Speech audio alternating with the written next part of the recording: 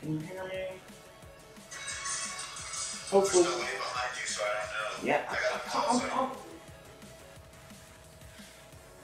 Talk to too many people here.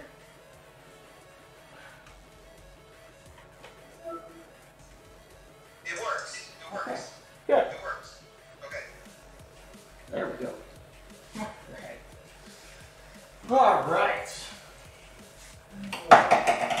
Problem there was, but there we go. All right, like I said, I don't know where it cut out or where it stopped, but we're doing a water change.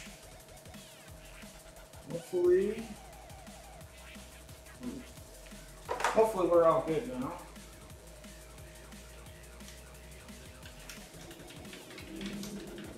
How's everything sound? Picking me up okay? Let's try to do this here.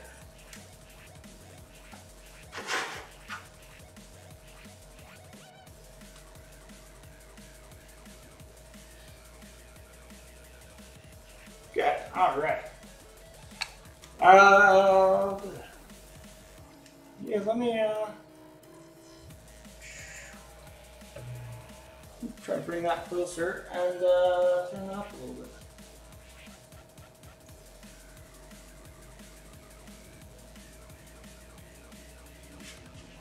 All right. I'm using this camera mic here. I think I'm going to use a different one next time. But for tonight's show, all right, we'll do this water change. I usually do about a 5-gallon jug, just because it's easy. So really, first step, I'm just going to start holding the tube, the drain tube from there. Really, we're creating a gravity siphon. So I'm going to use my mouth to get it started here. And there we go. Pretty good at that. Don't usually get any water. But I don't think you heard me say before, I grew up near the ocean. Swimming in the ocean, you get a face full of seawater sometimes. You should get to know what saltwater tastes like. Not the worst thing. Key tip, side note, when you're cooking pasta, if you know what the ocean tastes like, put enough salt in your water to make it taste almost like the ocean. Trust me. By day, I've been a chef for the last 12 years, so.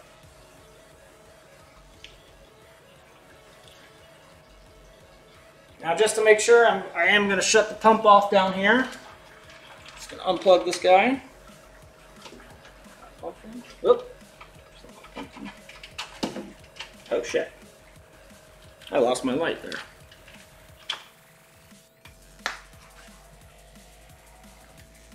I unplugged my light. Oh shoot. Let's turn that back on here. I don't know. Knocked out my light. Whoop. Lower my current pumps here. Can actually shut those off. They're not blowing air. Keep an eye on my tank, getting almost to 5 gallons here. Looks like I got a coral I need to fix. I gotta get some more coral glue. Keeps kind of falling over. Yeah, I thought I turned you off. There we go. Keep an eye on my drain bucket there. Break the siphon. All right. Now, took out 5 gallons. Put this away. 5 gallons of old water. Right out of here. 5 gallons of fresh salt water, freshly mixed up. Luckily, like I said, my local fish store keeps this on hand and sells it actually very reasonably. It just makes life easier. If I had a much larger tank, I'd be having my own reverse osmosis setup here at home, and I'd have to be mixing it myself. Luckily for this tank, I can do that. I'm just going to slowly add this guy back in. Slowly, so I don't pour it too fast and disturb any of the corals or creatures.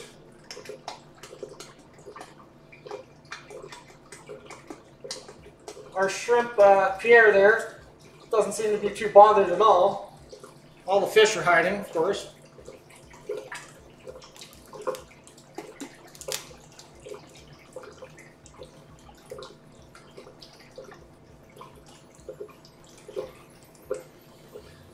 Gently fill this guy back up.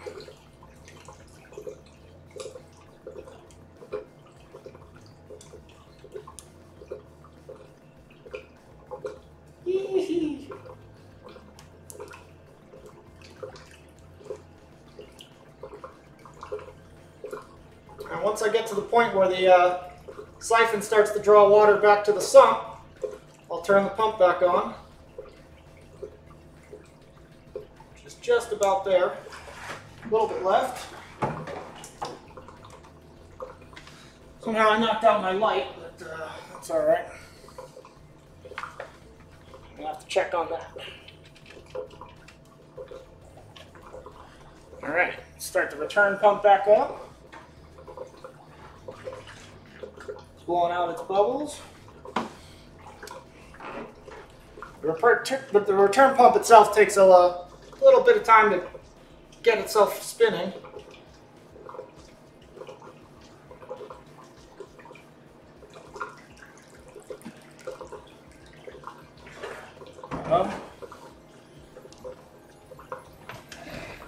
Oh, pardon me there. Move my camera set up here. When you get to the other side, make sure my siphon's working. Oh, we got a problem. Shut down. Alright, sometimes this happens. I'm over here. Let me give myself an adjustment here. So my overflow siphon,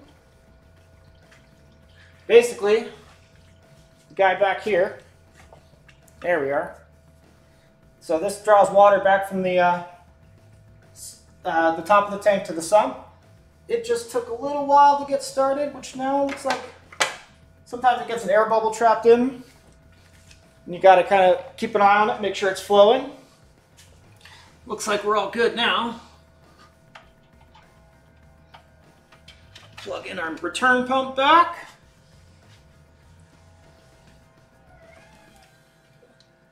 There we go, I hear it whirring up. Now we can top off the rest of our water here. So this is, as most people would say, or as some aquarists would say, this is a little bit more of an advanced setup. This is not something I would recommend to someone that's going to be their first fish tank A or any kind of reef tank, because there's definitely several issues. If you don't know what you're doing, you can flood your, you can cause a nice big flood. I can go into detail if anyone's curious. Shoot me a message. But so this is definitely not my first tank. I've had reef tanks for well, it's been about 8 years since I built this one, since my last one. But previous to that, I've had reef tanks for about 10 years. Reef tanks and then various saltwater fish tanks going all the way back to a teenager, or freshwater as a teenager too. Oh, our shrimp is going for the water there. What's he up to? So, now while we're working on the tank, I got a coral. My cotton candy, as it's called, kind of a strange name, but I had a coral blue, and this guy just didn't want to sit properly before, so he's been kind of floating around, trying to find a new permanent home for him. I've got some spots, but I need to get some, there's specialty putties you can buy for coral that'll set hard underwater. I think at this point, this guy needs to get puttied and locked down. Oh, hey, shrimp. Shrimp wants to do a little cleaning. Let's see here. Come on, buddy. Pure. You want to check me out? Do a little, what's this called? Get your nails done? I don't even remember.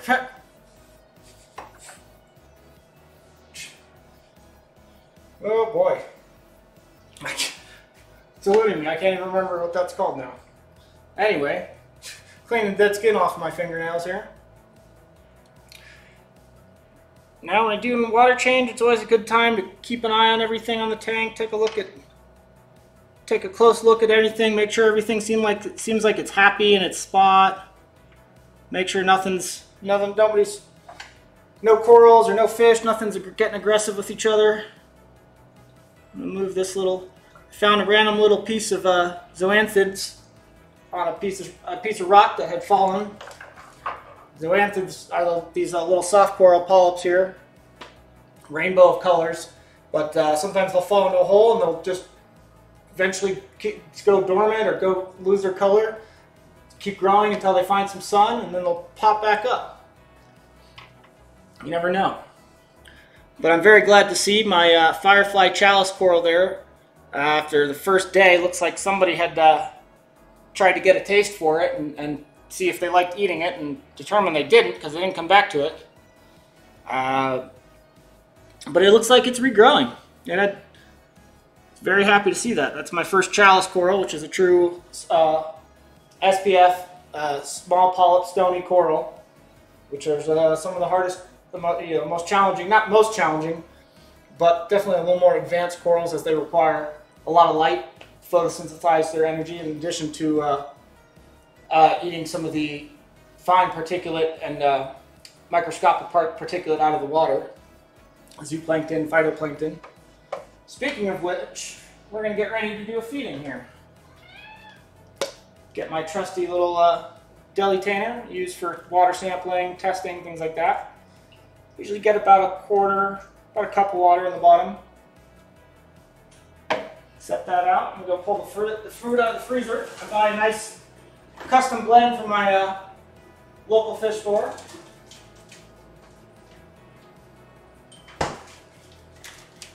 Reef cuisine, as you see here. Now I snap off a little piece. This stuff's about 1/8 of an inch thick, and I snap off about a quarter or so, maybe a little bit more than that worth. A little bit more today, since I was gone for a day. Alright, now the other two things that's going to go in here are some, now I can buy these live, but this is just for ease of use right now. As I was getting started, I bought some additive zooplankton and phytoplankton. Now these are commercial products. Keep them refrigerated. Add in a few drops of each one here.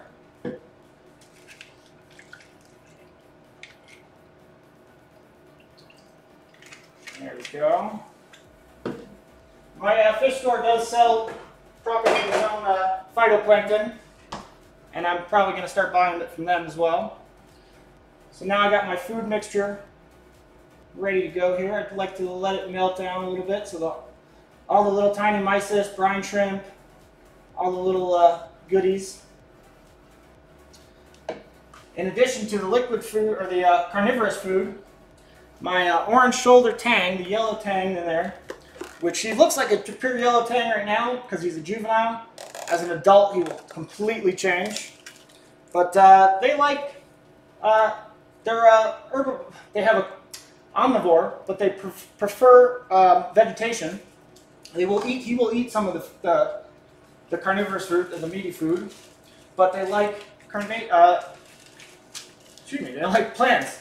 So this is nori, essentially. This is just dried pressed seaweed, and if you've ever had sushi, or bought it as a snack, the exact same stuff. No salt, but tastes exactly the same. As you can see, I'm eating it now.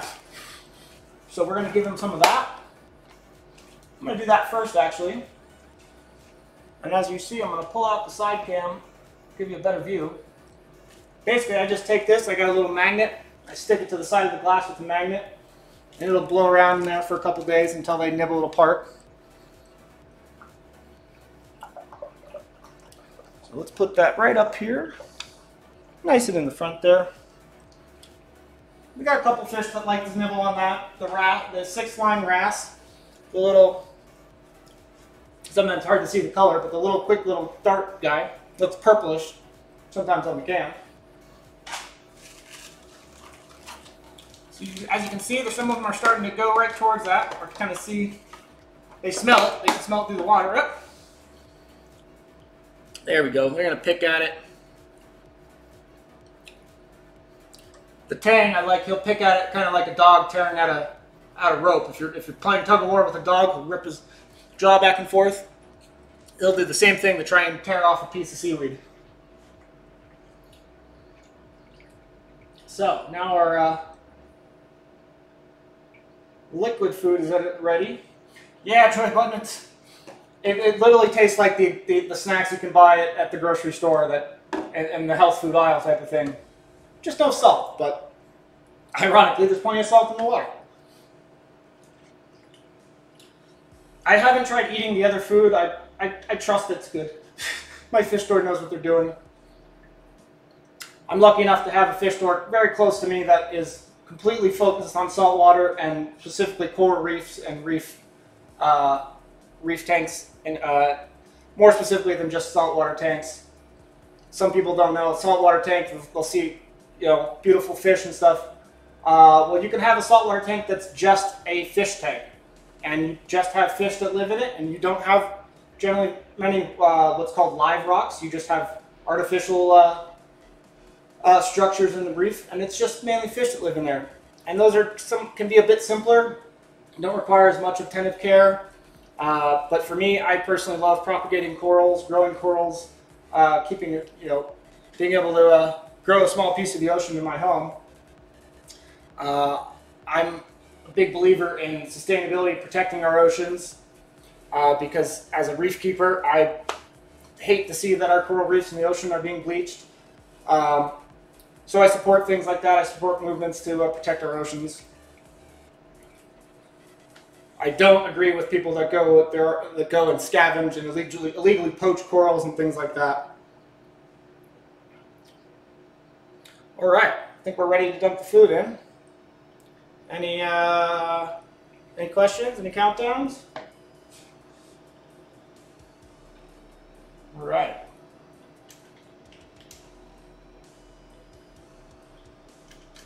Food. There we go, fish. A little rinse there.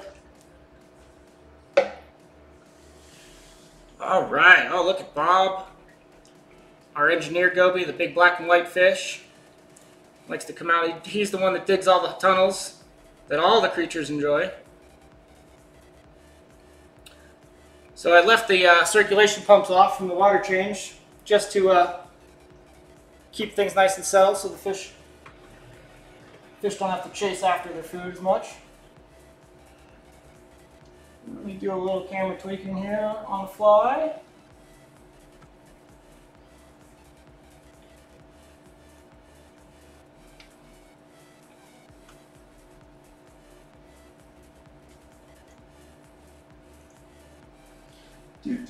Camera tweak. Oh, look at that. Bob looks great.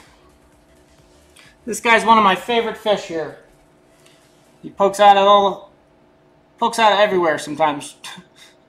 Surprise you.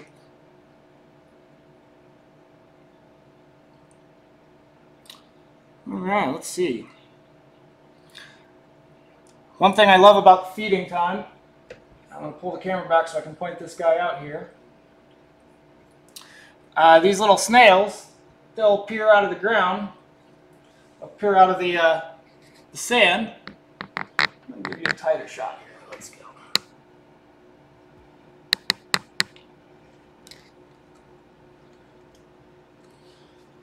Pardon me, producing, directing my own show here.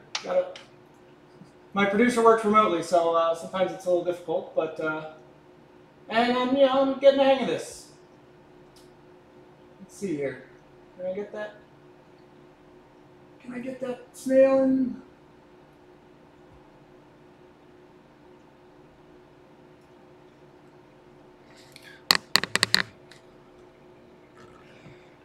Oh boy. I did not like that. Let's change that colors down a little bit there. There we go. Now you can see the snail. So this guy, you see his little snout there. There's a couple of them. They're called Macerius. I lovingly refer to them as zombie snails. They spend the majority of their time digging through the sand there, with just a little snout. Sometimes you can see it poking through. Then when you feed the tank, they smell the food, and they all pop up, emerge from the sand looking for food. But they're good, they're beneficial, they're part of your ecosystem that helps keep the sand clean, helps turn it over instead of keeping it stagnant. Oh, look at Bob showing off. He's such a beautiful fish.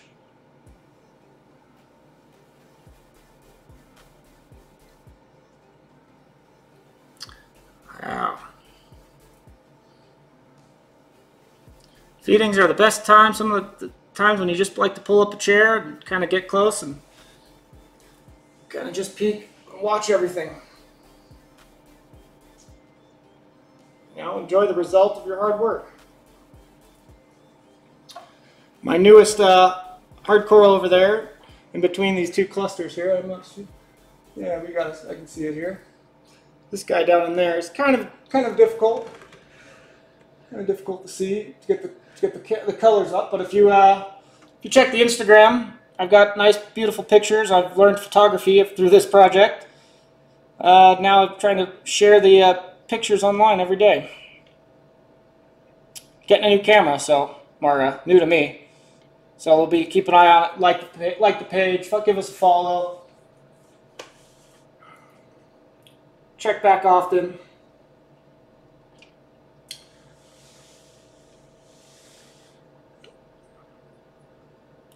Yep, everyone likes to come out when it's feeding time.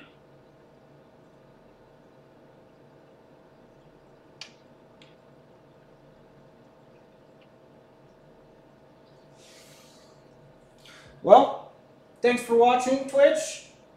Stay tuned. I'll be on doing some live streaming, some gaming later tonight. Give us a follow. Again, thank you for watching. Thanks for tuning in. As always, I'm MileHighReef. Catch you next time.